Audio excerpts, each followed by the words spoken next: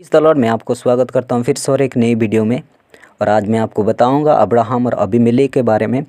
तो बाइबल में लिखा है ये 20 अध्याय उत्पत्ति में, अब्राहम ने कनान देश से जब पलिश्तियों के देश चला जाता है अबीमेलेक के पास, तो अपनी पत्नी को जो सारा है उसको अपनी बहन कहता है।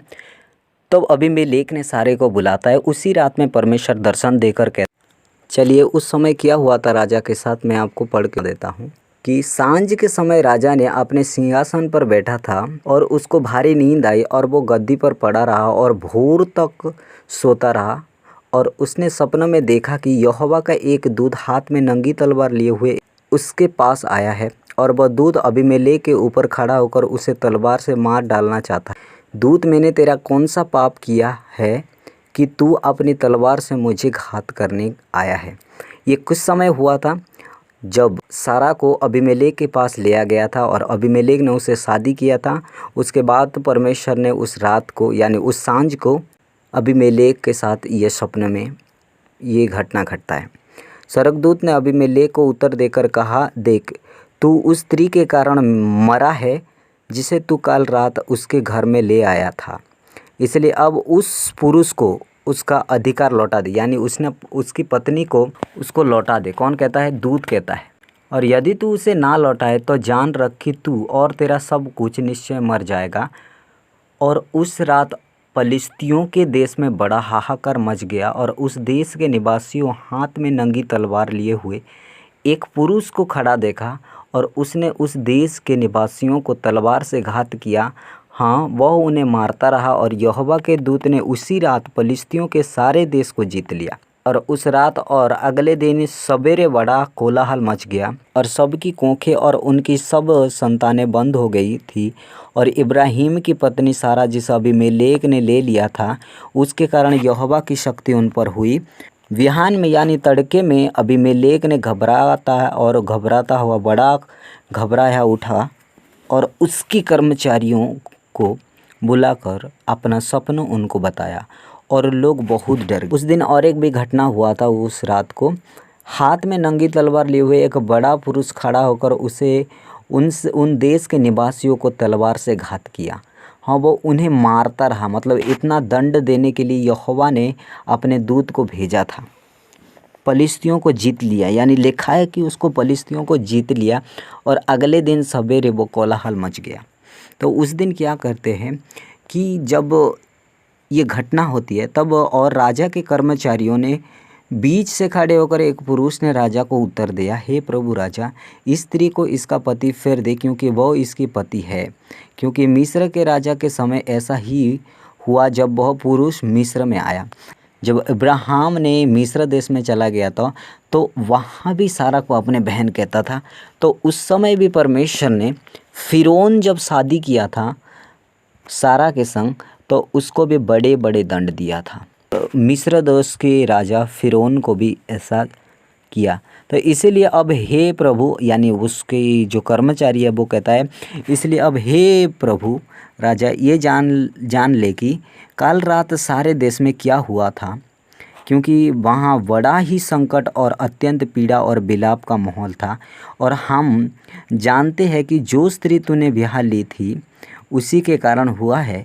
सो अब तू इस स्त्री को इसके पति को फेर दे, कहीं ऐसा ना हो कि पर वैसा ही आ पड़े जैसा मिस्र के राजा फिरौन और उसकी प्रजा पर पड़ा और हम मर ना जाएं।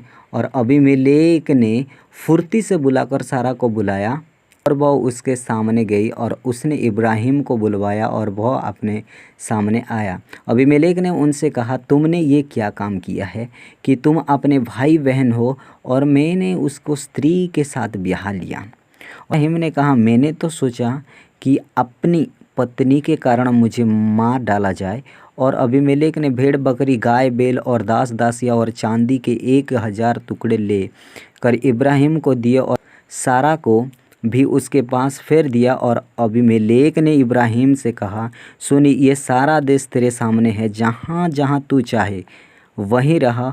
और अबीमेलेक और इब्राहिम और सारा उसकी पत्नी सम्मान के साथ राजा के सम्मुख से चले गए और वे गरार देश में रहने लगे।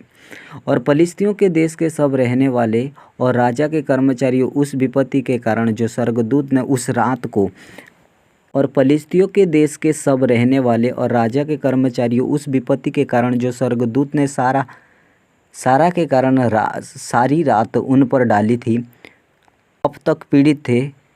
तब अबीमेलेक ने इब्राहिम को बुलवा भेजा कि उसके दासों के निमित्त उसके अपने परमेश्वर यहोवा से प्रार्थना कर कि वो हम लोगों से ये मनुष्यता दूर करे।